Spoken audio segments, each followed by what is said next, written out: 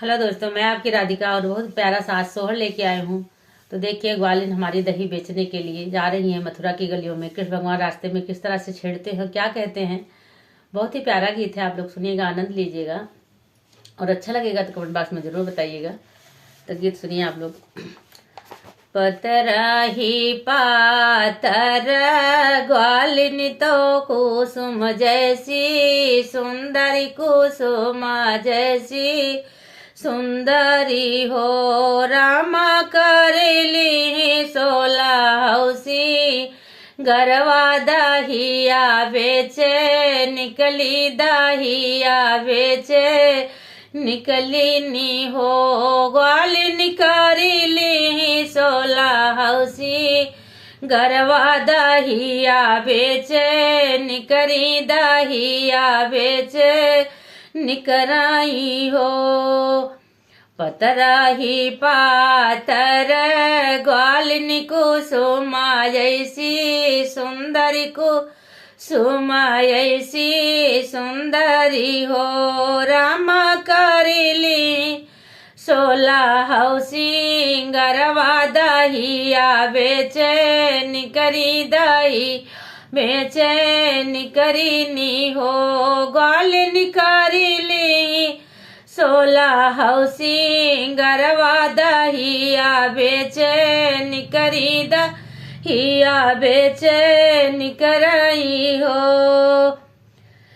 एक बाना गाइली, दूसर बाना तीसरा का, नया बाना तीसरा का नया बाना हो। रामा धरिली हाथा हो, राम हो काना हाथवा पकड़ी सामो। छामई बहुत बेल, सामई बहुत बेल सामई हो। सखिया पकड़ी हाथवा का, नैया बहुत बेल, सामई बहुत बेल सामई हो। एक बाना गाइली, दूसर बाना तीसरा कन्हैया बाना तीसर कन्हैया बाना हो। रामा मिली गए रहिया, कन्हैया पकड़ी बेल, सामई पकड़ी बेल सामई हो। आजू की राती रुको ग्वालिन तुम्हारी हम, समझाई तुम्हारी हम समझाई हो। ग्वालिन चुनरी बहुत तोरी, नीक कुसुमायसी सुंदरी कुसुमायसी सुंदरी हो। ग्वालिन चुनरी बहुत तोरी, नीक कुसुमायसी सुंदरी कुसुमायसी सुंदरी हो। हथवा छोड़ाई ग्वालिनी, बोलै कन्हैया तू मानव, कन्हैया तू मानव हो। काना सुनी पै सजना हमार, तो घर से नी करी है, तो घर से नी करी हो। काना सुनी पै सजना हमार, तो घर से नी करी है, तो घर से नी करी हो। हथवा छोड़ाई ग्वालिनी, बोलै कन्हैया तू मानव, कन्हैया तू समझाऊ हो। काना सुनी पै सजना हमार, तो घर से नी करी है, तो घर से भागई हो। तू ही मोरी ग्वालिन से, ग्वालिन तू ही नी ठाकुर रायनी, तू ही नी ठाकुर रायनी हो।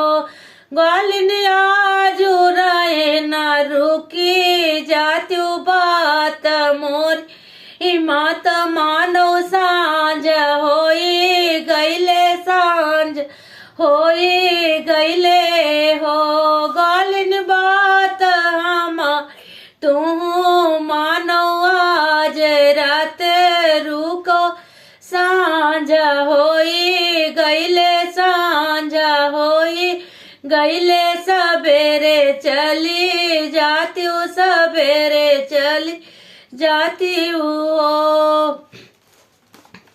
सासू जो सुनी है हमारी हो जेठानी ताना मरी है जेठानी ताना मरी है हो कान्हा ना दीजे चुंगुली लड़ई है दहिया नाही बेच पैबै दहिया नाही बेच पैबै हो कान्हा ना दीजे चुंगुली लड़ई है दहिया नाही बेचबै दहिया नाही बेचबै हो।